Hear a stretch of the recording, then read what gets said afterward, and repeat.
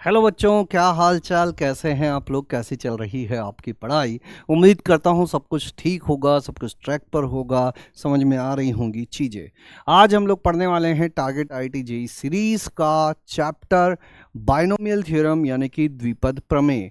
एक काफ़ी अच्छा चैप्टर है। जेईई मेंस में तो इसका महत्व है ही, जेईई एडवांस में भी इससे अक्सर सवाल पूछे जाते रहे हैं और इससे काफ़ी कठिन सवाल बना दिए जाते हैं। तो जैसा कि हर सेशन में मैं कहता हूँ, फिर से दोहरा देता हूँ, अगर हमने इसकी थ्योरी नहीं पढ़ी है, इसका जेईई मेंस लेवल का काम नहीं किया है, तो पहले बेटा वो काम कर लो, उसके बाद ही इस सेशन को अटेम्प्ट करो। किस तरह से ये सेशन अटेम्प्ट करना है? जैसे ही सवाल सामने आए वीडियो पॉज करना है, पहले खुद से सॉल्व करना है, उसके बाद वीडियो को प्ले करना है और देखना है कि तुमने किस तरह से सॉल्व किया, मैंने किस तरह से सॉल्व किया। कहीं अटक गए, अगर कहीं अटक गए तो उस स्टेप पर आकर फिर से खुद से स्टार्ट कर देना है। ठीक है, तो इन सारी बातों के साथ हम लोग शुरू करते हैं आज की ये कक्षा, जिसमें हम करने वाले हैं बहुत सारे पीवाईक्यू बाइनोमियल थ्योरम के। जो जो सवाल पूछे गए थे उन सभी को हम लोग देखेंगे एक एक करके। जैसे ही सवाल सामने आए वीडियो पॉज कर देंगे हम लोग। जैसे कि एक अच्छा सा सवाल है, लंबा चौड़ा सा सवाल है, तो सभी लोगों की जिम्मेदारी बनती है कि एक बार वीडियो पॉज करके खुद से इस क्वेश्चन को पूरा पढ़ें और पूरा सॉल्व करें। करो वीडियो पॉज। देखो क्या दिया हुआ है। माना कि एक समुच्चय जो है एस वो कुछ इस तरह से है, एस इस तरह से है, ठीक है। और टी एक और दिया हुआ है जो दूसरी तरह से है। टी क्या है अपना? T1 है ये, और T3 T2 sorry, S T1 और T2, ठीक है। ये तीन हमको दिए हुए हैं। तब निम्नलिखित कथनों में से कौन सा कथन सत्य है? ठीक है, एक एक करके एक एक ऑप्शन हम लोगों को समझना पड़ेगा, उसको सॉल्व करना पड़ेगा। सबसे पहले ए ऑप्शन की बात करें तो ए ऑप्शन कहता है कि Z union T1 union T2 S का उपसमुच्चय है ना। जेड क्या है? जेड है हमारे पूर्ण संख्या, ठीक है। जेड पूर्णांक, एक्चुअली पूर्ण भी नहीं बोले, पूर्णांक, ऋणात्मक भी आ सकता है। ए और बी एस का पार्ट है। देखो एस को ध्यान से देखो, एस में क्या मिलेगा तुमको? ए प्लस B√2, जहां ए और बी क्या है? पूर्णांक है। अब मैं मान लो थोड़ी देर के लिए बी इज इक्वल टू 0 लिख देता हूं, तो एस इज इक्वल टू क्या हो गया? ए, जहां ए क्या है? पूर्णांक है। मतलब अगर बी 0 लिख दें तो एस जो है वो सीधा सीधा सारे पूर्णांक हो जाते हैं, और बी को 0 ना लिखें तो एस क्या होगा? जैसे 1+√2 टाइप का भी होगा, है ना। एस जो है वो किस टाइप का होगा? 2+3√2 टाइप का भी होगा। इस प्रकार की भी सारी संख्याएं एस में देखने को मिलेगी। तो ध्यान से देखोगे तो जो पूर्णांक है ना, वो एक्चुअल में एस का उपसमुच्चय ही है। जो पूर्णांक है वो पूरा पूरा एस के अंदर आते हैं। इवन जब हम लोग बी को शून्य कर देते हैं, जब हम लोग बी को शून्य कर देते हैं तो बच जाता है एस इज इक्वल टू ए, यानी कि सारे पूर्णांक, यानी कि सारे के सारे पूर्णांक एस के अंदर ही हैं। सारे पूर्णांक एस के अंदर समाहित है, अर्थात पूर्णांक जो है वो एस का उपसमुच्चय है। ठीक है, बोलो क्लियर है ये बात? चलिए अब दूसरे पे चलते हैं, है ना। मतलब एक बात तो क्लियर हो गई कि ये जो पहला वाला पूर्णांक है ये तो इसका उपसमुच्चय है, लेकिन क्या ये दोनों भी इसके उपसमुच्चय हैं? क्या क्या ये दोनों भी इसी के अंदर आते हैं क्या? तो अपन ए ऑप्शन को डिस्कस कर रहे हैं अभी। T1 को देखो, T1 क्या है? -1 + √2 की घात n, ठीक है। अब अगर इसका तुम द्विपद प्रसार करोगे, n नेचुरल नंबर है, इसका द्विपद प्रसार करोगे तो तुम्हें क्या मिलेगा? NC0 -1 की घात n प्लस NC1 -1 की घात n-1 √2। जो भी प्रसार होगा उसमें √2 की कुछ घातें होंगी और √2 के कुछ सम घातें होंगी, √2 के कुछ विषम घातें होंगी। जो √2 की सम घातें होंगी, जैसे NC0 -1 की घात n √2 की घात 0, फिर कितना आएगा? NC1 -1 की घात n-1 और फिर √2 आएगा। ऐसे तीसरे में क्या आएगा? NC2 रूट 2 का स्क्वायर 2 होगा, ठीक है। तो ये कितना हो जाएगा, रूट 2 की घात 0, ये एक पूर्णांक बन जाएगा, ये एक पूर्णांक है, ये रूट 2 के साथ एक पूर्णांक है। तो टोटल मिला के ये जो भी संख्या आने वाली है उसमें क्या होगा, एक पूर्णांक होगा और बाकी सब रूट 2 के गुणांक होंगे। इवन अगला भी लिख के मैं बता दूं, NC3 -1 की घात n-3 और रूट 2 की घात 3 यानी कि 2 रूट 2 आ जाएगा। तो ये जो चीज होगी ये फिर से रूट 2 का गुणांक हो जाएगा। तो P + Q रूट 2 यानी कि T1 जो है वो P + Q रूट 2 रूप का होगा। और ये भी वैसा ही होगा, माइनस की जगह प्लस आ जाएगा, मतलब T2 जो है वो भी अगर कुछ और M + N रूट 2 रूप का होगा। जो भी होगा या तो रूट 2 का गुणांक होगा या पूर्णांक होगा, रूट 2 का गुणांक होगा या पूर्णांक होगा। मतलब इसके अंदर भी P + Q रूट 2 टाइप की चीज़ें आने वाली हैं, इसके अंदर भी P + Q M + N root 2 type की चीज़ें आने वाली है। और दोनों को कंबाइंडली कहें हम लोग तो ये जो दोनों हैं अपने, ये दोनों A + B रूट 2 टाइप के ही संख्याएं हैं। मतलब यहाँ से जो भी आउटपुट मिलेगा, इवन जैसे n = 1 ले लो तो क्या आएगा, -1 + रूट 2, वो इसमें है क्या, हाँ है। n = 2 ले लोगे, इसका वर्ग कर दोगे, उसमें भी जो संख्या मिलेगी वो इसी में मिलेगी। यहाँ पे n = 3 लिख दो, इसका क्यूब कर दो, जो संख्या मिलेगी वो इसी में मिलेगी। अर्थात T1 भी इसी का सबसेट हो गया, T2 भी इसी का सबसेट हो गया। यानी कि Z1 तो इसका उपसमुच्चय था ही, ये भी इसका उपसमुच्चय, ये भी इसका उपसमुच्चय। अगर ये तीनों ही उपसमुच्चय हैं तो इन तीनों का यूनियन भी उसी का उपसमुच्चय हो गया। सिंपल सी बात है, बोलो हाँ या ना। क्या पहला ऑप्शन क्लियर है क्या, क्या पहला ऑप्शन क्लियर है क्या? दूसरे ऑप्शन पर आते हैं। दूसरा ऑप्शन बात कर रहा है कि T1 का अगर इसके साथ इंटरसेक्शन लोगे तो फाई मिलेगा, ऐसा बोल रहे हैं ये। T1 क्या चीज है, T1 है अपना एक तरह से रूट 2, पहले धनात्मक वाला लिख लेता हूं, -1 की घात n। रूट 2 कितना होता है, 1.41 समथिंग होता है ना। तो 1.41 में से 1 गया तो ये हो जाएगा 0.41 समथिंग, 0.41 ही लिख देता हूं की घात n, है ना। जहां n क्या है, n एक नेचुरल नंबर है, तो n = 1 लिखोगे तो ये 0.41 होगा। n = 2 लिखोगे तो 0.41 का स्क्वायर हो जाएगा, यानी कि और छोटी संख्या हो जाएगी। n = 3 लिखोगे तो 0.41 का क्यूब हो जाएगा, यानी कि और छोटी संख्या हो जाएगी। यानी कि ये संख्या छोटी होती जा रही है।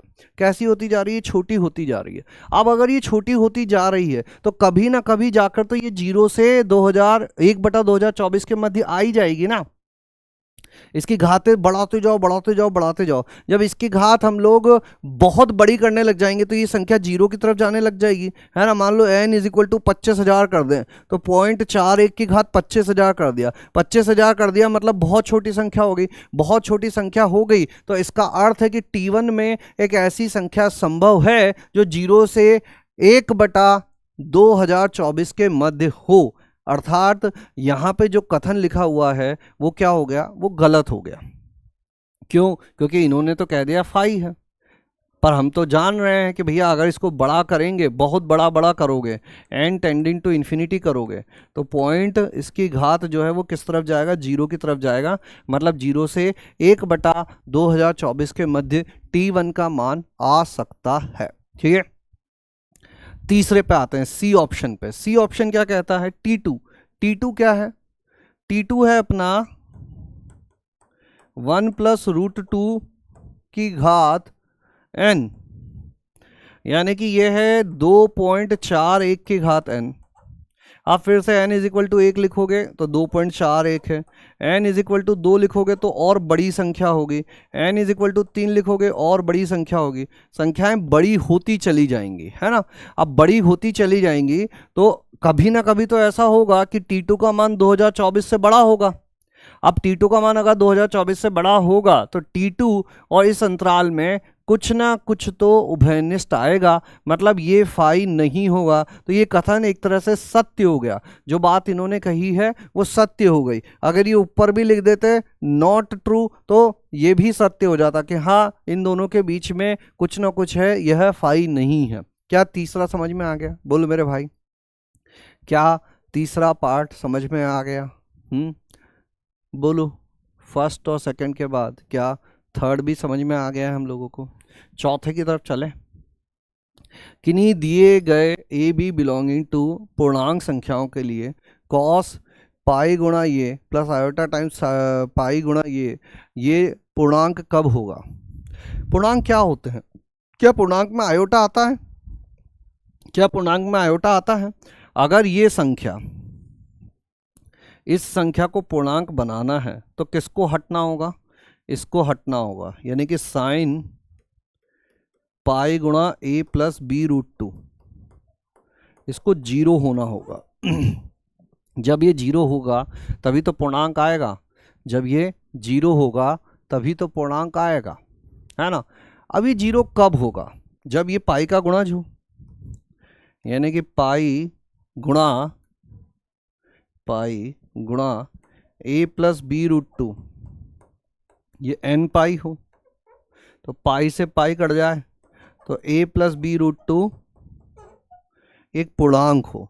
अब इधर जो संख्या लिखी हुई है वो लिखी हुई है ए प्लस बी रूट दो। ए प्लस बी रूट दो एक पूर्णांक के बराबर कब होगा, है ना। अगर एन अच्छा नहीं लग रहा है तो के लिख देता हूं, के पाई, और ये हो जाएगा अपना के, है ना। तो ये के, ये चीज एक पूर्णांक कब होगी? जब ये अंडर रूट हटे। तो अंडर रूट कब हटेगा? जब बी जीरो हो जाए, और जब b जीरो हो जाएगा तो ये चीज़ एक पूर्णांक हो जाएगी। अर्थात ये संख्या एक पूर्णांक कब बनेगी? जब b जीरो होगा। तो ये बात भी क्या हो गई? ये बात भी सत्य हो गई, यह कथन भी सत्य हो गया। कितनी अच्छी बात हो गई, बताओ। समझ में आया ये बात? कितने लोगों को समझ में आ गई ये बात? क्लियर है? कर पाओगे इस टाइप की चीज़ें? कोई दिक्कत, कोई परेशानी नहीं होनी चाहिए, ठीक है। चलिए फिर कहानी को आगे बढ़ाते हैं। 2024 का एक क्वेश्चन था। 2023 का। अब करो वीडियो को पॉज, ये सवाल तुम कर सकते हो, खुद से करने की कोशिश करना। करो वीडियो पॉज और करो खुद से सॉल्व। करो वीडियो पॉज, करो खुद से सॉल्व। माना कि a व b दो शून्येतर वास्तविक संख्याएं हैं। यदि इसके प्रसार में x की घात 5 का गुणांक और इसके प्रसार में x की घात -5 का गुणांक बराबर है, तब 2b कितना होगा? देखो, बहुत ऐसा कोई बहुत टेढ़ा मेढ़ा सवाल नहीं है। शांति से, तसल्ली से करो इस सवाल को, सही से कैलकुलेशन करो और आंसर तक पहुंचने की कोशिश करो।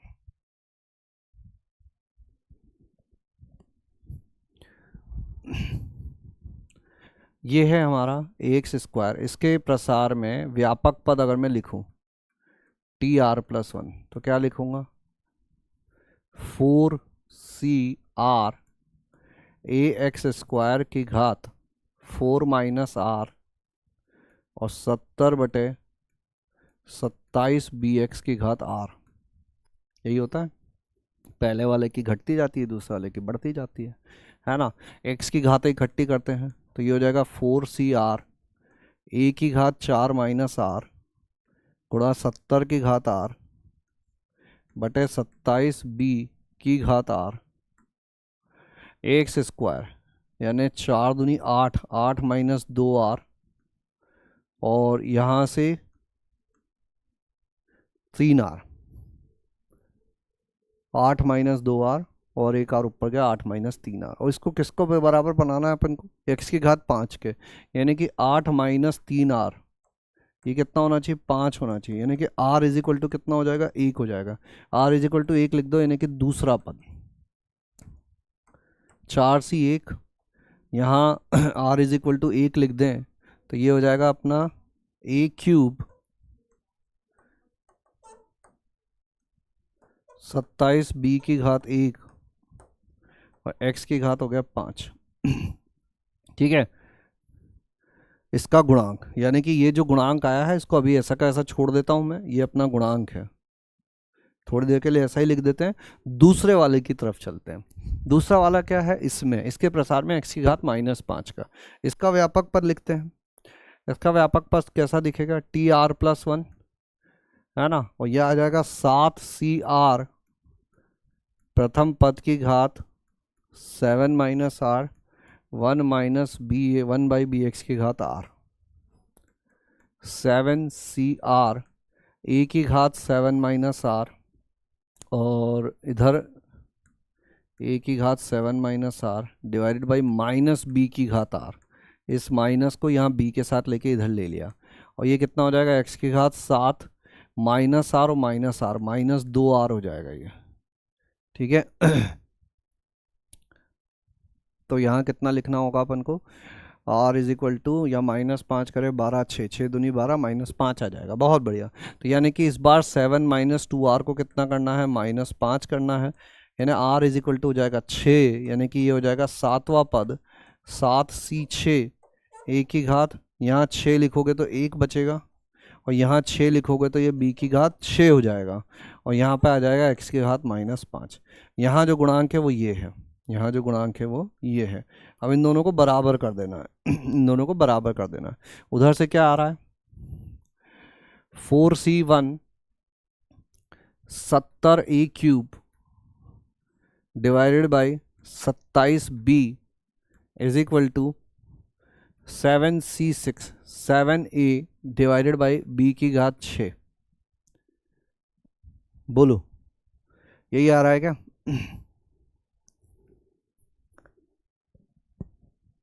चेक कर लो एक और बार। यहाँ पर R इज इक्वल टू 1 यानी कि प्रथम पद, R इज इक्वल टू 1 यानी कि द्वितीय पद। द्वितीय पद में क्या होगा, इसकी घात आएगी 3 और इसकी घात आएगी 1, तो 5 आ जाएगा। ठीक है, ये बात तो है ना। पहले वाले से क्या मिल गया हमको, 4C1 70A³ divided by 27B, और दूसरे वाले से क्या मिल गया हम लोगों को, 7C x - 1/bx, ax - 1/bx, ax - 1/bx, है ना। कुछ गड़बड़ है लग रहा है यहाँ पे, क्योंकि ऐसे तो व्यवस्था बैठेगी नहीं, है ना। ये कटना चाहिए, ये bx स्क्वायर होगा, तो यहाँ bx स्क्वायर करेंगे। बाकी सब ठीक है, बस यहाँ 3R आ जाएगा, यहाँ 3R आ जाएगा, 12/3 ये 4 हो जाएगा, तो R का मान 4 लेना है अपन को, तो ये हो जाएगा 7C4। R का मान 4 लोगे तो ये A³ हो जाएगा, ताकि A³ से A³ कट जाए, है ना। और नीचे तो B की घात 4 ही रहेगा, और यहाँ आ जाएगा x की घात -5, है ना। तो ये हो जाएगा अपना 7C4 A³ बटे B की घात 4। ठीक है, तो A³ से A³ कट गया, 4C1 हो गया 4 गुणा 70 बटे 27B, 7C4 कितना होगा, फैक्टोरियल 7 फैक्टोरियल 4 फैक्टोरियल 3, 7 6 5, ये हो जाएगा अपना 35 बटे B की घात 4, तो 35 दूना 70 हो गया, और ये एक B³ हो गया, तो B³ इज इक्वल टू कितना हो गया, 27/8, यानी कि B इज इक्वल टू कितना हो जाएगा, 3/2, और 2B इज इक्वल टू हो जाएगा 3। तो ये थोड़ा सा इन्होंने टाइप करने में गलती कर दी, क्योंकि अगर BX लेंगे तब तो हम लोग आंसर तक पहुंच ही नहीं पाएंगे, अगर BX लेंगे तब तो आंसर तक पहुंच ही नहीं पाएंगे। तो फिलहाल के लिए तो हम लोग समझ गए क्या करना है, है ना। चले फिर आगे बढ़ें क्या, कितने लोगों को क्लियर है, कितने लोगों नू ए बात क्लियर है। सिंपल सवाल था, आई होप अगर ये प्रिंटिंग मिस्टेक नहीं होती तो मैक्सिमम बच्चे कर चुके होते। ठीक है, चलिए फिर आगे बढ़ाते हैं। एक और शानदार दमदार जानदार सवाल है, 2020 का है ये सवाल। अऋणात्मक पूर्णांक संख्याओं s तथा r के लिए एस आर, इसका अर्थ होता है SCR, जो अपना NCR होता है ना, वही चीज़ होती है, उसी को लिखने का यह एक और तरीका है, एक और मेथड है, उसी को लिखने का एक और तरीका, एक और मेथड है, SCR। बस इन्होंने क्या कहा कि NCR जो है ना, वो तो जब आर एन से बड़ा हो उसके लिए परिभाषित नहीं होता है, लेकिन इन्होंने कर दिया। इन्होंने कहा कि इसको तो हम लोग जैसे लिखते आए हो ना वैसे ही लिख लेना, यही चीज, जब तक आर एस से छोटा हो, जब तक निम्न सीमा उच्च सीमा से छोटी हो, और यदि आर एस से बड़ा हो तो एस सी आर कितना हो जाया करता है, 0 हो जाया करता है। ठीक है क्या, बोलो क्या यह बात ठीक है? कोई दिक्कत नहीं होनी चाहिए। अब आगे क्या कहा गया है, धनात्मक पूर्णांकों m तथा n के लिए एक फलन परिभाषित किया गया, GMN। कैसे परिभाषित किया गया, GMN। बहुत अच्छा सवाल है ये, है ना।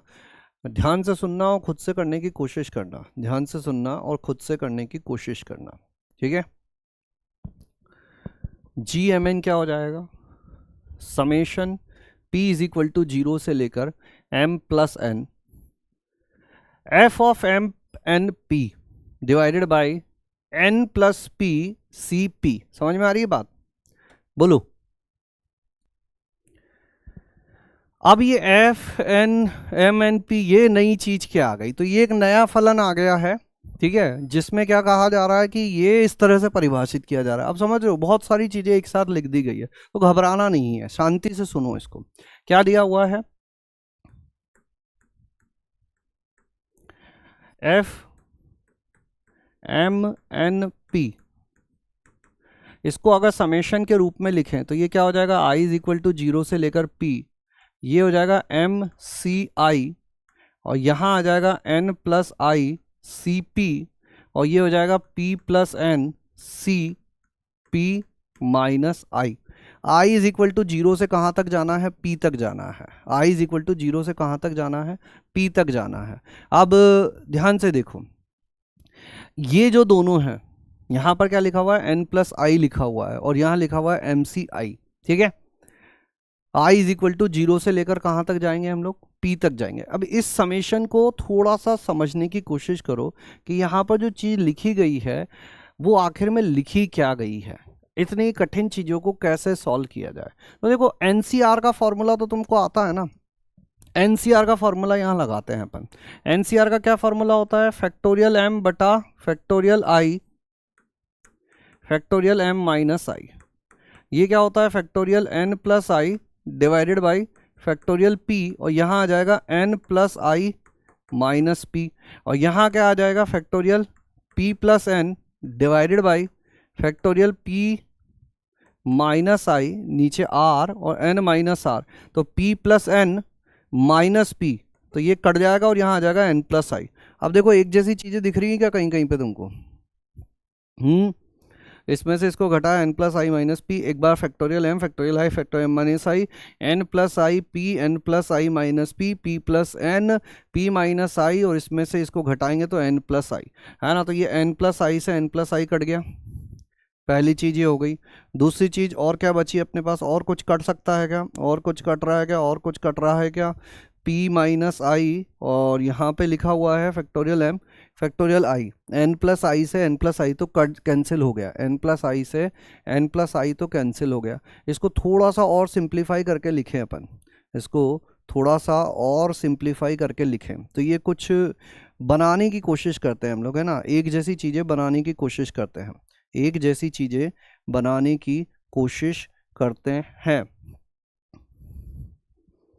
ऊपर p और n है ना, p प्लस एन ऊपर लिखा हुआ है, एक p नीचे लिखा हुआ है, क्यों ना अगर n फैक्टोरियल नीचे ले आए अपन, तो एक तो क्या बन जाएगा अपना p plus N C P बन जाएगा।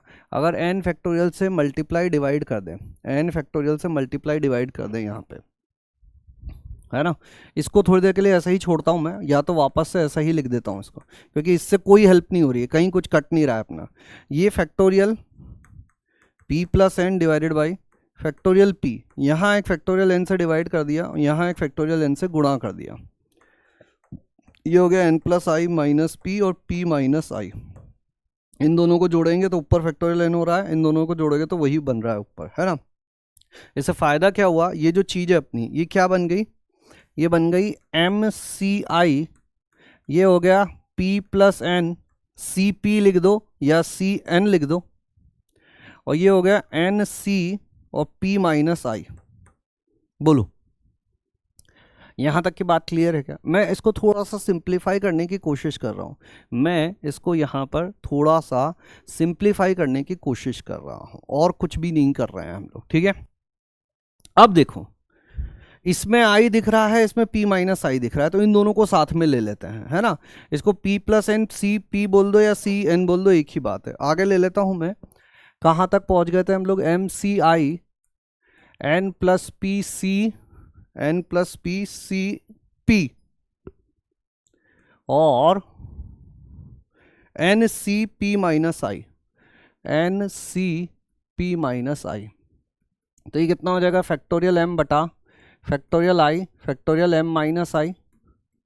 ये कितना हो जाएगा? इसको तो ऐसा ही रहने देता हूँ मैं, इस वाले को लिख लेता हूँ, factorial n divided by factorial p minus i और factorial n minus p plus i, ठीक है। और इसको n plus P C p, इसको अलग कर लेते हैं। अब इन दोनों को ध्यान से देखो, यहाँ पर इन दोनों को मिलाकर कुछ बना सकते हैं क्या हम लोग? इन दोनों को मिलाकर कुछ बना सकते हैं क्या? बोलो। तो डायरेक्ट देखने पे तो कुछ समझ भी नहीं आ रहा कि सर कुछ तो कटपिट रहा नहीं है, तो एक काम करते हैं, फिर से पीछे चलते हैं, यहीं तक की चीज़ें छोड़ देते हैं। ये क्या चीज़ थी अपनी? ये जो समेशन के अंदर लिखा हुआ था वो एक्सप्रेशन था, जो समेशन के अंदर लिखा हुआ था वो एक्सप्रेशन था।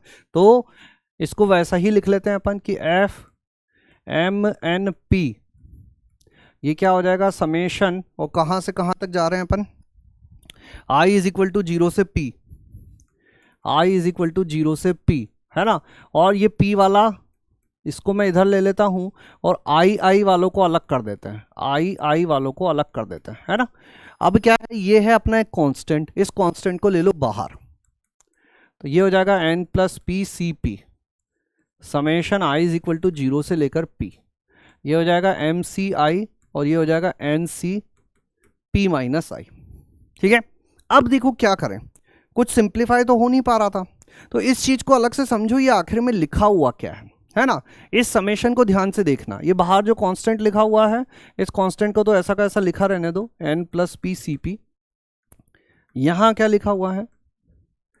Zero N C P, I is equal to zero लिखोगे तो ये हो जाएगा M C one N C P minus one, फिर आएगा M C two N C P minus two, और ऐसे चलता चला जाएगा।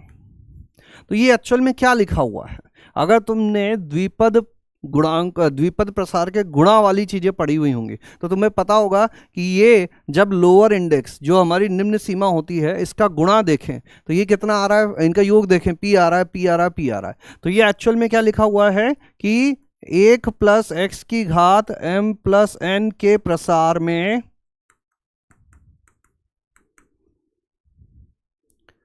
x की घात p का गुणांक लिखा हुआ है। या ऐसे नहीं समझते हो तो ऐसे समझ लो फिर कि ये अलग अलग, इसकी घात m, इसकी घात n, इसके प्रसार में x की घात p का गुणांक। और ये क्या चीज होगी? ये वही होगा 1 प्लस एक्स की घात m प्लस n के प्रसार में x की घात p का गुणांक होगा। यानी कि ये क्या चीज होगी? ये m plus N C P होगी। अगर किसी को नहीं पता ये चीज तो ये अलग से समझनी पड़ेगी, है ना। ये एक, चलो इधर बता ही देते हैं तुमको। 1 प्लस एक्स की घात m, ये कैसे लिखेंगे अपन? M C zero plus m C one x plus m C two x square, ऐसे करते करते आगे बढ़ते चले जाते हैं। लास्ट में क्या आएगा अपना? M C M minus one X की घात m माइनस वन और एम सी एम एक्स की घात m, लास्ट 1 प्लस एक्स की घात n। यहाँ पर एन सी जीरो से चालू होगा, N C one X N C two x square, यहाँ क्या आएगा? N C N minus one X की घात n माइनस वन और एन सी एन एक्स की घात n। अब हमको क्या क्या चाहिए? जीरो गुणा हो p के साथ। अब ये p कहाँ होगा? एन सी पी यहाँ बीच में कहीं होगा, एन सी पी एक्स की घात p। जब ये इससे गुणा होगा तो कितनी घात बनेगी? x की घात p बनेगी, है ना। इससे जस्ट पहले क्या रहा होगा? N C P minus one X की घात p माइनस वन रहा होगा, फिर ये आया होगा एन सी पी एक्स की घात p।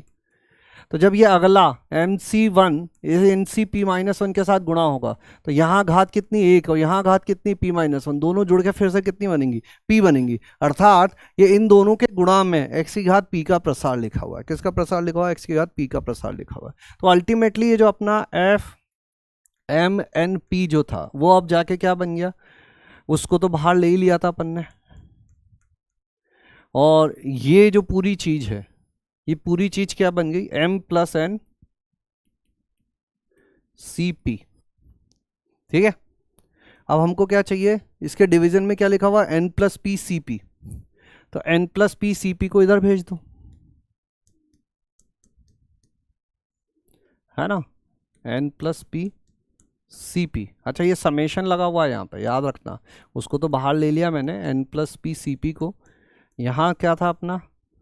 खैर वो तो समेशन लगाने के बाद की बात ही है, समेशन लगाने के बाद की बात ही है। M+N CP उसको सॉल्व कर दिया है, इस समेशन को ही तो सॉल्व करने के बाद ये मिला है। ये समेशन को एक्सपेंड किया और इसकी वैल्यू इसके बराबर आ रही है, इसको इधर भेज दिया तो ये कितना हो गया? M+N CP। M+N CP। GMN जो है वो ये चीज़ है, GMN ये चीज़ है। अब हमसे क्या पूछा जा रहा है? GMN GNM होगा, GMN GNM होगा। एक बार यहाँ तक की बातों पे पहले डिस्कशन कर लेते हैं कि क्या यहाँ तक की चीज़ें हम लोगों को समझ में आ गई हैं। यहाँ तक किसी को कोई दिक्कत कोई परेशानी हो तो बता दो एक बार।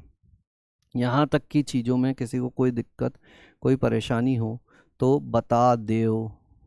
अच्छा अच्छा अच्छा अच्छा अच्छा अच्छा अच्छा अच्छा अच्छा अच्छा अच्छा अच्छा अच्छा अच्छा अच्छा अच्छा अच्छा अच्छा अच्छा। ये तो अभी हमने इसका मान पता किया, इस पर तो अभी हमको एक लिमिट और लगानी है, ये वाला समेशन भी तो लगाना है। GMN, GMN क्या है? समेशन कहाँ से कहाँ तक? P = 0 से M+N, P = 0 से M+N। और यहाँ जो ये राशि लिखी हुई है इस कोष्टक के अंदर, ये कितनी आ रही है? ये आ रही है M+N CP। तो ये तो एक सिंपल सा समेशन हो गया अपना। ये सिंपल सा समेशन क्या हो जाएगा?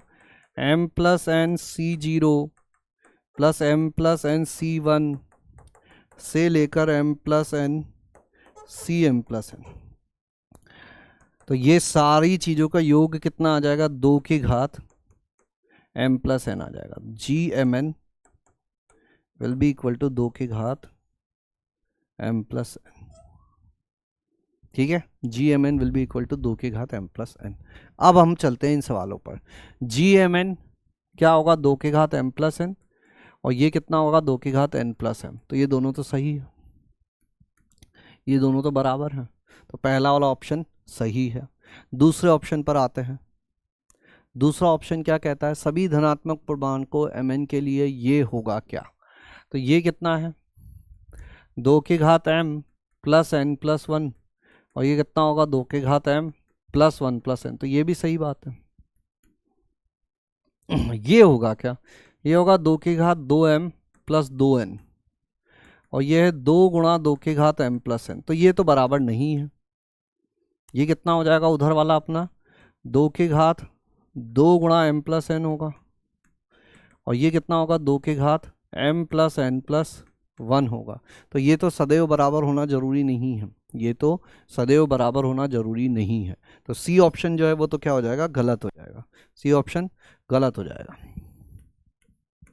ये देख लेते हैं, 2 की घात 2M और ये 2 की घात M+N का वर्ग, ये सही है। घात की घात जो है वो गुणा हो जाती है, तो इधर जो है इसको चाहो तो ऐसा लिख सकते हो, 2 कॉमन लेके, और इसको भी लिख दो तो ये सही है। तो ए बड़ी ड़ी, ए बड़ी ड़ी, सही आंसर क्या हो गया? A B D. ठीक है, तो बड़ा शानदार सवाल था, बड़ा मज़ेदार सवाल था, मेरा पर्सनली काफ़ी फेवरेट टाइप का ये सवाल है, क्योंकि इसमें बहुत दिमाग लगाना पड़ता है, बहुत कुछ सोचना पड़ता है, उसके बाद जाके ये सवाल हो पाता है। ठीक है, तो चलिए फिर कहानी को आगे बढ़ाते हैं। हम तो कुछ और चीज़ें देखते हैं, कुछ और चीज़ें समझते हैं, कुछ और चीज़ें करने की यहाँ पर हम लोग कोशिश करते हैं। ये तो हो गया अपना। 2019 का सवाल है, माना कि किसी धनात्मक पूर्णांक n के लिए इस सारणिक का मान 0 है, तब इस योग का मान कितना होगा। ठीक है, करो वीडियो पॉज और करो खुद से सॉल्व। करो वीडियो पॉज, करो खुद से सॉल्व। मैं भी पानी वानी पी लेता हूँ तब तक। करो वीडियो पॉज, करो खुद से सॉल्व।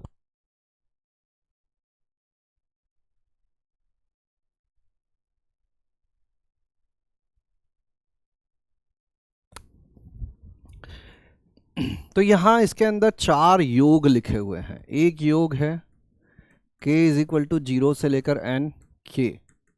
ये होगा 0 प्लस k की जगह मतलब 1 2 से लेकर n, तो ये कितना हो जाएगा n गुणा n प्लस 1/2। इसको पहले इसको देख लेते हैं थोड़ा सा।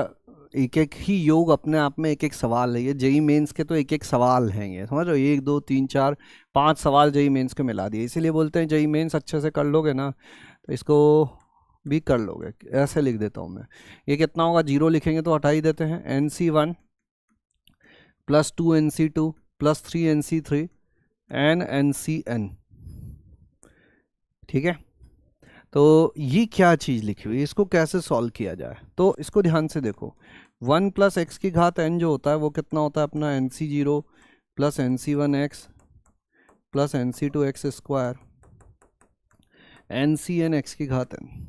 एक बार डिफ्रेंशिएट कर दिया जाए तो ये हो जाएगा 0, ये हो जाएगा NC1, ये हो जाएगा 2NC2x से लेकर n टाइम्स NCN x की घात n माइनस 1। अब x इज इक्वल टू लिख दो 1, तो ये हो जाएगा n गुणा 2 की घात n माइनस 1। ये हो जाएगा NC1 2 गुणा NC2 से लेकर n गुणा NCN। ठीक है, तो ये दूसरे वाली चीज़ भी हो गई सॉल्व। पहला वाला तो मिल ही गया था अपन को, ये पहला वाला। दूसरा वाला कितना हो जाएगा, 2 गुणा नहीं n गुणा 2 की घात n माइनस 1, n गुणा 2 की घात n माइनस 1। ये अपना पहला और दूसरा, दो तो हो गए, पहला और दूसरा। अब तीसरे पे आते हैं। समझ रहे हो सवाल की गहराई, समझ रहे हो कितनी मेहनत करवाई जा रही है यहाँ पे। उम्मीद करता हूँ तुम भी इतनी ही मेहनत कर रहे होंगे। तीसरे पे आते हैं। k इज इक्वल टू 0 से लेकर n k स्क्वायर। अब k स्क्वायर मतलब क्या हो जाएगा, इसको फैलाकर लिख दें प्रसार करके, तो ये कितना हो रहा है, 0 लिखोगे तो हट ही जाएगा। NC1 2 स्क्वायर NC2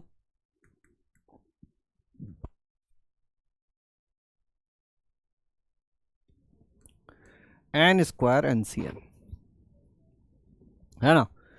यहाँ वाला जो चीज आया था, ये जो स्टेप आई थी, ये स्टेप, इसी स्टेप में देखो तो एक एक दो और आगे चाहिए, तो क्यों ना इसी स्टेप में एक बार x से गुणा कर दिया जाए। तो ये क्या बन जाएगा, nx 1 प्लस एक्स की घात n माइनस 1, और ये कितना हो जाएगा NC1x 2 स्क्वायर NC2, इसमें गुणा कर रहा हूँ मैं x से, 2 गुणा NC2x स्क्वायर। अगला क्या होता, यहाँ पे जो पद आता वो क्या आता, 3NC3x स्क्वायर आता। तो ये कितना हो जाएगा, 3NC3x से गुणा कर दोगे तो x क्यूब NNCN और x की घात n। अब एक बार और अवकलन कर दिया जाए, एक बार और अवकलन कर दोगे तो कितना हो जाएगा, nx बाहर लिया, n माइनस 1 गुणा 1 प्लस एक्स की घात n minus 2 plus 1 plus x की घात n माइनस 1, और nx का अवकलन हो जाएगा n। यहाँ कितना आ जाएगा NC1, इसका फिर से अवकलन करोगे 2 स्क्वायर NC2x, इसको आगे ले आओगे तो 3 स्क्वायर NC3x स्क्वायर, और ऐसे करते करते n स्क्वायर NCN x की घात n माइनस 1। अब x इज इक्वल टू 1 लिख दो। अब x इज इक्वल टू 1 लिखोगे तो ये क्या हो जाएगा, n गुणा n माइनस 1, है ना, n गुणा n माइनस 1 और 2 की घात n माइनस 2 और 2 की घात n गुणा 2 की घात n माइनस 1, जो हमको चाहिए उसका मान है ये। ठीक है, बस इतना ही लिख देते हैं इधर से, जो इसका मान है। अब यहाँ n गुणा 2 की घात n माइनस 2 कॉमन ले लें तो यहाँ आ जाएगा n-1, n बाहर आ गया, यहाँ बचेगा 2, तो ये हो गया n गुणा n+1 गुणा 2 की घात n-2। ये अपने आप में बोल रहा हूँ मैं, एक एक जो है वो मेंस का सवाल है। जिन लोगों ने पढ़ा होगा उनको पता होगा कि इतनी मेहनत लगती है। अभी सवाल चालू ही नहीं हुआ है, अभी तक तो हम लोग इसी सारणिक को ही देखने की कोशिश कर रहे हैं। अब आ जाते हैं चौथे और आखिरी पर, है ना, चौथे और आखिरी पे आ जाते हैं। चौथे में क्या लिखा हुआ है, इसको प्रसार करके लिखेंगे तो क्या आएगा, NC0 3 की घात 0 तो एक ही हो जाता है, NC1 3, NC2 3 स्क्वायर से लेकर NCN 3 की घात n, तो ये कितना हो जाएगा 1 + 3 की घात n का प्रसार है, यानी 4 की घात n का प्रसार है। मेरे हिसाब से ये सबसे सिंपल रहा अपना। हाँ, वो पहला वाला भी सिंपल था। ये हो गया अपना चौथा और ये हो गया तीसरा। तो ये जो सारणिक बनी, ये क्या बन गई, सारणिक बन गई n गुणा n+1/2, n गुणा n+1/2, है ना। और यहाँ से कितना आया था दूसरे का, n गुणा 2 की घात n-1, n गुणा 2 की घात n-1। फिर तीसरा आ गया अपना n+1 गुणा 2 की घात n-2, n+1 गुणा 2 की घात n-2। और चौथा आ गया 4 की घात n। यह सारणिक शून्य है, यह सारणिक शून्य है, इसका मान हम लोगों को 0 दिया हुआ है। तो इसका प्रसार कर देते हैं, तो कितना हो जाएगा n गुणा n+1 बटे 2 गुणा 4 की घात n, यानी कि 2 की घात 2n minus n square n+1 और 2 की घात, ये दोनों जुड़ेंगे तो ये हो जाएगा 2n-3 इज इक्वल टू 0। ठीक है, बोलो आगे सिंप्लीफाई करते हैं इसको, क्या क्या उभयनिष्ठ आ जाएगा। पहले इसको और लिख लेता हूँ अच्छे से, n गुणा n+1, ये 2 की घात 2n-1 और इसको इधर भेज दो, n स्क्वायर गुणा n+1 और 2 की घात n-3 है ना, तो 2n-3। अगर चलो इतना ही लिख लेते हैं, एक एक करके समझेंगे। n+1 से n+1 कट गया, एक n से एक n कट गया, 2 की घात n-2n-1, इसको भाग दे दूं अगर मैं, 2n-3 is equal to n हो जाएगा।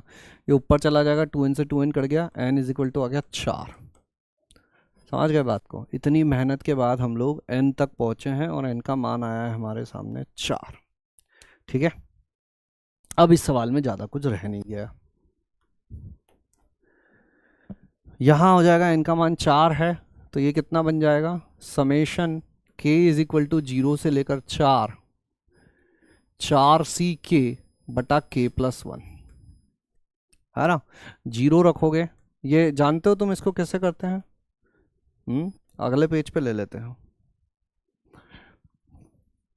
Summation k is equal to 0 से लेकर 4, k इज इक्वल टू 0 से लेकर 4c k upon k+1, 4c k upon k+1। तो ये कितना हो रहा है, 4c0 divided by 1, 4c1 divided by 2, 4c2 divided by 3, 4c3 divided by 4 और 4c4 डिवाइडेड बाई 5। अब जिन लोगों को डायरेक्ट पता होगा अच्छी बात है, जिन लोगों को नहीं पता है, ये दो तरह से हम लोग सॉल्व कर सकते हैं। एक तरीका क्या होता है, NCR अपॉन R+1, इसको अपन लिख सकते हैं n+1 CR+1 divided by n+1, है ना। और एक समाकलन वाला तरीका होता है, एक ये तरीका होता है, एक समाकलन वाला तरीका होता है। इस तरीके से देखें तो ऊपर हम लोग क्या बना सकते हैं, इस योग को n+1 यानी अपर इंडेक्स में एक जोड़ दो 5, नीचे वाले इंडेक्स में भी एक जोड़ दो k+1, और नीचे कितना आ जाएगा 5 आ जाएगा, है ना। तो 1/5 तो बाहर आ गया और बाकी बचे हुए में लिख दो, तो ये कितना हो जाएगा 5c1 5c2 से लेकर 5c5, जो कि कितना होता है 2 की घात 5 माइनस 1, है ना, क्योंकि 0 नहीं है, 1 से लेकर 5 तक का सम 0 से लेकर 5 तक का 2 की घात 5 होता है, या ऐसे लिख दो 5c0 को बस हटा दिया गया, 2 की घात 5 हो गया 32, 31/5,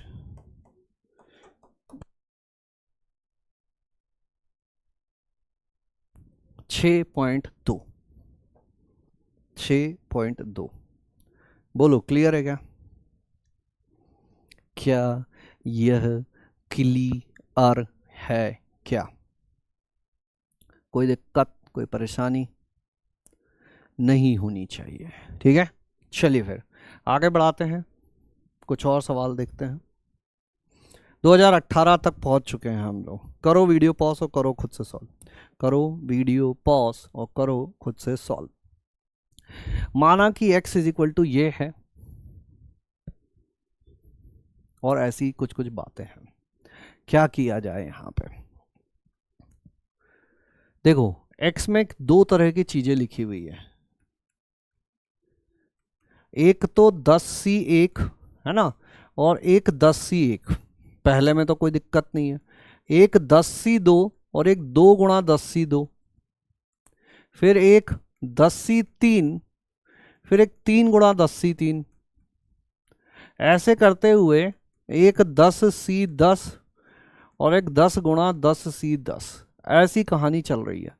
दो तरह से ये सवाल मैं बताऊंगा तुमको। पहला तरीका ये है कि गुणा करके, दो श्रेणियों का गुणा करके कैसे पहुंचा जाए, दो श्रेणियों का गुणा करके कैसे पहुंचा जाए।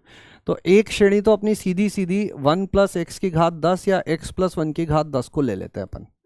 इसमें क्या हो जाता है अपना 10c0, 10c1x, 10c2x स्क्वायर, ऐसे करते हुए 10c10 x की घात 10 हो जाया करता है, ठीक है। अब ये देखो 10c2 के आगे 2 आ रहा है, 10c3 के आगे 3 आ रहा है, मतलब एक बार समाकलन, एक बार अवकलन तो किया गया है। तो एक बार अवकलन कर देते हैं इसका, तो ये कितना हो जाएगा 10 गुणा 1 प्लस एक्स की घात 9। ये तो नियतांक है, ये हट ही जाएगा। ये कितना हो जाएगा 10c1 प्लस 2 गुणा 10c2x प्लस 3 गुणा 10c3x स्क्वायर से लेकर 10 गुणा 10c10 x की घात 9। अब x की जगह लिख दो 1, अब x की जगह लिख दो 1। नहीं 1 मत लिखो, अभी थोड़ी देर के लिए रुक जाओ, थोड़ी देर और रुक जाओ, बाद में लिखेंगे अपन। इतना लिख के छोड़ देते हैं। मतलब ये यहाँ पे ये वाली चीजें तो दिखने लग गई अपन को। अब क्या करें, एक बार इसी प्रसार को रिवर्स करके लिखते हैं।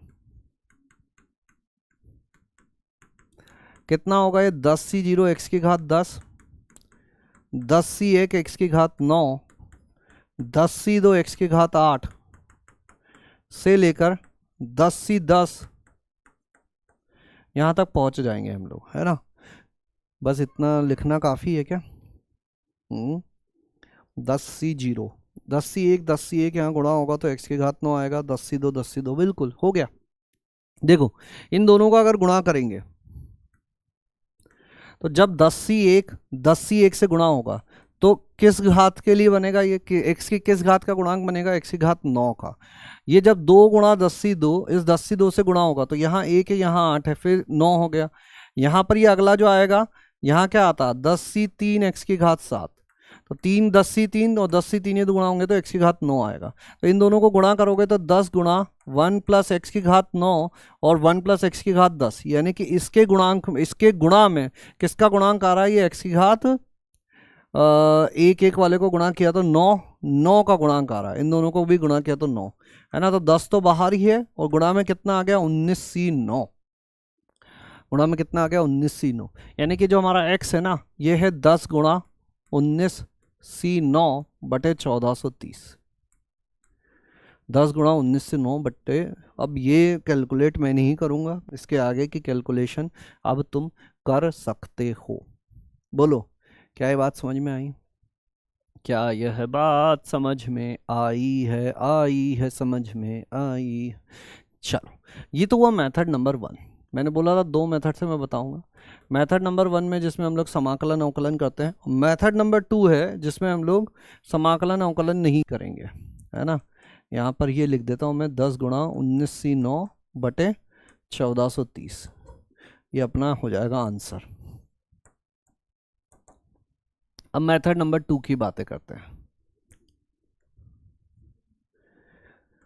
मेथड नंबर 2, कौन सा मेथड आ गया? मेथड नंबर 2 आ गया। व्यापक रूप में लिखो, ये क्या लिखा हुआ है? r गुणा 10 CR का square from r is equal to 1 to 10। बोलो हाँ है ना? यही लिखा है ना? बिल्कुल यही लिखा हुआ है। अब क्या करें? r इज इक्वल टू 1 से लेकर 10, एक r को 10 CR के साथ लिखो और दूसरे 10 CR को ऐसा ही छोड़ दो। ये कितना हो जाएगा? ये क्या फॉर्मूला होता है? अगर किसी को नहीं पता है तो प्रॉपर्टी बता देते हैं। r गुणा NCR is equal to n गुणा n-1 CR-1। ये बात पता है कि नहीं पता है? बोलो, कोई दिक्कत इसमें? कोई परेशानी? कोई दिक्कत? कोई परेशानी? कोई दिक्कत? कोई परेशानी? बताओ फटाफट। क्लियर है क्या ये बात? क्या यह बात क्लियर है? क्लियर है? बोलो क्लियर है। होनी चाहिए क्लियर। अब क्या करें? यहाँ पर n की जगह कितना लिखा हुआ है अपना? n की जगह लिखा हुआ है 10, तो ये हो जाएगा 9 CR-1 और n यानी कि 10 गुणा 9 CR-1 गुणा 10 CR। ठीक है, अब देखो इस 10 को तो बाहर ले लेता हूं, 9 CR-1, और इसको मैं ऐसा लिख सकता हूं क्या? 10 C10 R, क्योंकि NCR और NCN-R बराबर होते हैं। बोलो हाँ या ना? ऐसा लिख सकते हैं ना इसको? कोई दिक्कत, कोई परेशानी इसमें? जनरल फॉर्म में लिखने में नहीं होनी चाहिए, है ना? तो एक हो गया अपना 10 CR और एक हो गया 10 C10-R, 9 CR-1। और अब ये फिर से वही बात हो गई। इन दोनों को ध्यान से देखोगे तो इनका योग कितना आ रहा है? R से R कट गया और 9 आ रहा है। मैंने ये बात शुरू में भी बताई थी, अगर ये अवकलन वगैरह नहीं करना हो तो हम लोग क्या कर सकते हैं? इस चीज़ को अलग से लिख सकते हैं। इस चीज़ को, किस चीज़ को? Summation R is equal to 1 से लेकर कहाँ तक जा रहे हैं? R इज इक्वल टू 1 से लेकर 10 तक, और 9 CR into 10 C10-R, 9 CR into 10 C10-R, 9 CR-1, 9 CR-1, 10 तक जा रहे हैं।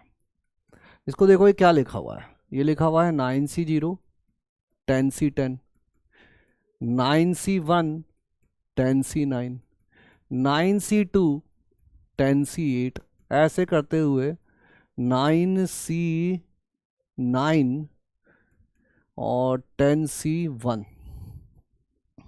ठीक है, अब ये चीज जो है ये फिर से दो सीरीज का गुणा है। किस किस का? 1 + x की घात 9, ये लिखा हुआ है 1 + x की घात 9 गुणा 1 + x की घात 10 के गुणा में किसका? इन दोनों का योग करो, 10 10 10, x की घात 10 का गुणांक है ये। ठीक है, तो ये कितना बन जाएगा अपना? एक तरह से 1 + x की घात 19 में x की घात 10 का गुणांक हो जाएगा। तो ये हो जाएगा 19C10, ये हो जाएगा 19C10, यानी कि ये जो समेशन वाला पार्ट है ये 19C10 आ गया, जो पहले भी आया था अपना। अब बोल रहा था 19C9 आया था, तो 19C9 और 19C10 बराबर ही होते हैं। तो अपना जो x आएगा वो हो जाएगा 10 गुणा 19C10, जो एक्चुअल में 10 गुणा 19C9 ही है। और उत्तर क्या देना है हमको? 10 गुणा 19C9 बटे 1430। अब इसको सॉल्व करते रहना, इसको मैं नहीं सॉल्व कर रहा हूँ, इसके आगे अब तुम लोग सॉल्व कर सकते हो, इसके आगे अब तुम लोग सॉल्व कर सकते हो। ठीक है, चलें फिर आगे बढ़ें। एक दो सवाल और करते हैं, एक दो सवाल और करते हैं।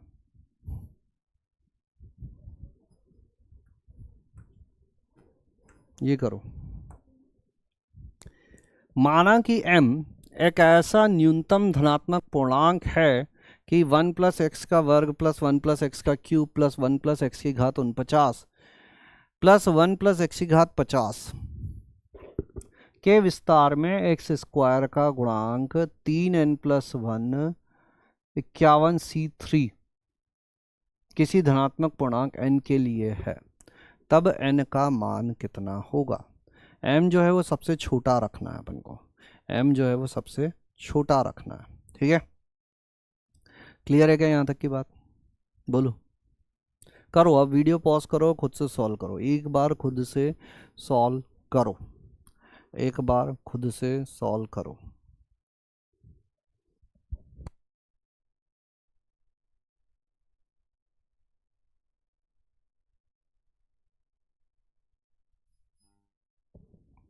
देखो, इतनी चीज को देखो, ये क्या है, ये एक जीपी है, इसके विस्तार में एक्स स्क्वायर का गुणांक। इस जीपी को अगर अपन लिख दें तो इसका प्रथम पद आ रहा है 1 प्लस एक्स की घात 2, ए आर कितना होता है, आर की घात, और पदों की संख्या कितनी हो रही है बताओ यहाँ पे, 2 से लेकर 49 तक गए हैं हम लोग। कहाँ से लेकर कहाँ तक गए हैं? 2 से लेकर 49, मतलब एक इधर छूट रहा है और 50 इधर छूट रहा है, तो ये कितने हो जाएंगे पद? 48 पद हो जाएंगे। -1 बटे 1 प्लस एक्स -1 और प्लस इसके प्रसार में एक्स स्क्वायर का गुणांक। अच्छा, इसके प्रसार में पहले यहाँ लिख ही देता हूँ मैं, 1 प्लस एम एक्स, या ऐसे लिख देते हैं, इसके प्रसार में एक्स स्क्वायर का गुणांक ढूंढ लो, प्लस इसके प्रसार में एक्स स्क्वायर का गुणांक तो सीधा सीधा लिख सकते हैं ना हम लोग, 50c2 1 की घात 48 और एम एक्स की घात 2। यहां से एक्स स्क्वायर का गुणांक लाना है, और इधर से तो एक्स स्क्वायर का गुणांक सामने लिखा ही हुआ है, और ये पूरी चीज किसके बराबर है? 3n प्लस 1 51c3 के बराबर है। अब देखो, इसको थोड़ा सा और समझते हैं, ये कितना हो गया? 1 प्लस एक्स का स्क्वायर, अंदर गुणा कर दो तो 1 प्लस एक्स की घात 50 माइनस 1 प्लस एक्स की घात 2 बटे एक्स, इसमें एक्स स्क्वायर का गुणा। अब इसमें पूरे में एक्स स्क्वायर का चाहिए, नीचे एक एक्स है, मतलब ऊपर बचे हुए में किसका चाहिए? एक्स क्यूब का चाहिए, तभी जाके एक एक्स से एक एक्स कटेगा और एक एक्स स्क्वायर बच पाएगा। तो ये कितना हो जाएगा? 1 प्लस एक्स की घात 50 माइनस 1 प्लस एक्स की घात 2, इसके प्रसार में एक्स क्यूब का गुणांक चाहिए। ये समझ लो, इधर गुणा कर दिया या ऊपर से एक्स क्यूब का लेके आए। अब एक्स क्यूब इसमें से तो आने से रहा, बस इसमें से आएगा, और वो कितना होगा? 50c3, 50c3 वहां से आ गया, प्लस यहां से कितना आएगा? 50c2 एम स्क्वायर गुणा एक्स स्क्वायर, तो ये हो गया एम स्क्वायर 50c2, ये अपना गुणांक हो गया, और फाइनली जो गुणांक आया वो आ गया एम स्क्वायर गुणा 50c2। क्या यहाँ तक की बात क्लियर है? बोलो एक बार, क्या यहाँ तक की बात क्लियर है? 50c3 plus 50c2 M square, और ये गुणांक हमें किसके बराबर दिया हुआ है? इसका मान दिया हुआ है, कितना दिया हुआ है? 50c3 M square 50c2 is equal to दिया हुआ है 3n प्लस 1 51c3, 51c3 है, कोई बात नहीं, अब जो है वो है। तो M square 50c2 3n plus 1 51c3 कितना होगा? सबको लिख देते हैं अपन प्रसार करके, 50 2 और 48 is equal to 3n plus 1 51 3 और 48, और 50 से 3 से कितना आएगा? 50 3 और 47। ठीक है, तो एम स्क्वायर 50 फैक्टोरियल 2 गुणा इसको लिख लेते हैं 48 गुणा 47 फैक्टोरियल, ये हो जाएगा 3n प्लस 1 गुणा 51 गुणा 50 फैक्टोरियल बटे फैक्टोरियल 3 हो जाएगा 6 48, 48 को फिर से यहाँ पे भी लिख देते हैं अपन, 6 गुना 48 गुणा 47 फैक्टोरियल और प्लस 50 फैक्टोरियल बटे 3 से हो जाएगा 6 और 47। तो सारे बड़े बड़े फैक्टोरियल तो हट गए अपने, 50 फैक्टोरियल 50 फैक्टोरियल 50 फैक्टोरियल कट गया, 47 47 और 47 कट गया, है ना। बचा कितना, एम स्क्वायर बटे इधर बच रहा है 96 is equal to 3m plus 1 51, 51 गुणा 3m प्लस 1,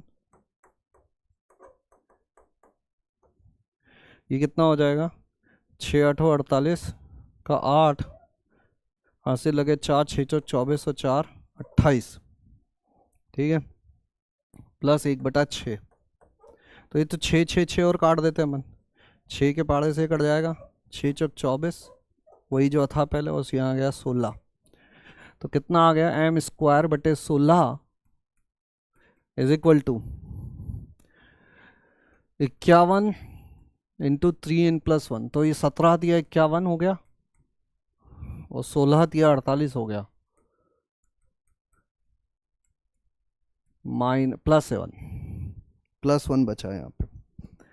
बोलो इसके आगे की कैलकुलेशन कर लोगे क्या, इसके आगे की कैलकुलेशन कर लोगे क्या। n को m के पदों में लिख देना है, n को m के पदों में लिख देना है, 3m प्लस 1 किसी धनात्मक पूर्णांक n के लिए है। माना कि m का ऐसा न्यूनतम मान कि स्टार में x स्क्वायर का गुणांक 3n प्लस 1 है, ये 3n प्लस 1 है। तो यूँ सोचूं कि सारा m कैसे आ गया, 3n प्लस 1 है, यहाँ पे भी 3n प्लस 1 है ना। तो इस 1 को इधर भेज दो, इस 1 को इधर भेज दो, तो ये हो जाएगा m स्क्वायर माइनस 16 से 16 कट जाएगा, 17 गुणा 3n प्लस 1, अंदर भी गुणा कर दो तो 17 51n प्लस 17, तो ये हो जाएगा m स्क्वायर माइनस 17 और 16 33/51 इज इक्वल टू n। देख लो भैया एक बार कैलकुलेशन में कुछ गड़बड़ तो नहीं कर दी हमने, एक बार फटाफट से देख लो।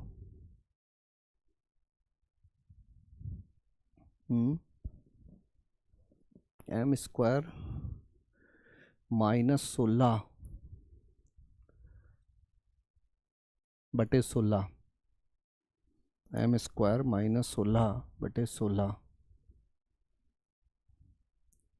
m स्क्वायर इधर डिवाइड कर दिया अपन ने,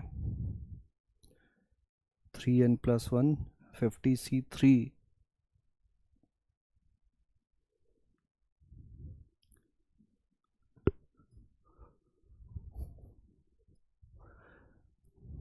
m स्क्वायर बाई 96। यहाँ तक की चीज़ें तो ठीक लग रही है, कैलकुलेशन देख लो एक बार। अब m का न्यूनतम मान रखना है अपन को, m का न्यूनतम मान रखना है, ठीक है।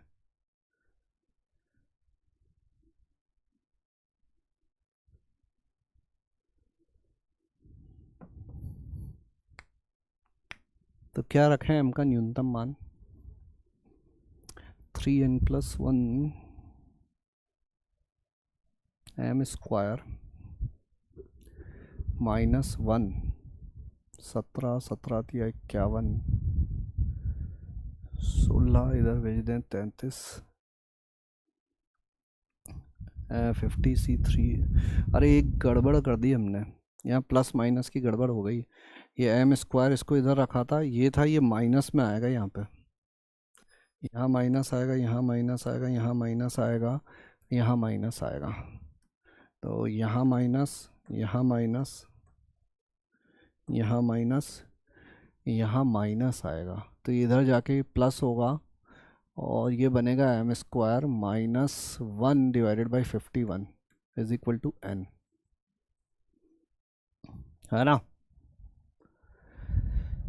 अब n का मान n हमको चाहिए पूर्णांक, तो एक एक करके देखते जाओ भैया। n इज इक्वल टू 1 रखो तो m square is equal to 52 होगा। क्या ये किसी का पूर्ण वर्ग नहीं है, चेक ही करना पड़ेगा।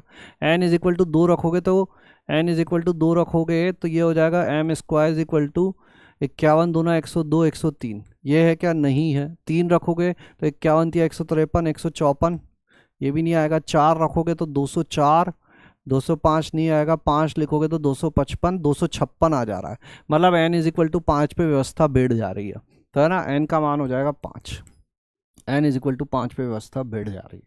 क्लियर है? बोलो, कोई दिक्कत, कोई परेशानी? बढ़िया सवाल था ये भी, आई होप आप लोगों को समझ में आया होगा। तो यहीं पे रोकते हैं हम इस सेशन को। बाइनोमियल के हमने काफ़ी सारे सवाल किए, अब आपकी जिम्मेदारी बनती है कि इन्हीं सवालों को कंप्लीट करें। क्लास क्वेश्चंस जितने भी हमने किए हैं बिना देखे इनको खुद से समझने की और करने की कोशिश करें, ठीक है? चलिए आज के लिए इतना ही, मिलेंगे नेक्स्ट सेशन में नेक्स्ट चैप्टर के साथ। तब तक के लिए थैंक यू, धन्यवाद, टाटा, बाय बाय, फिर मिलेंगे चलते चलते।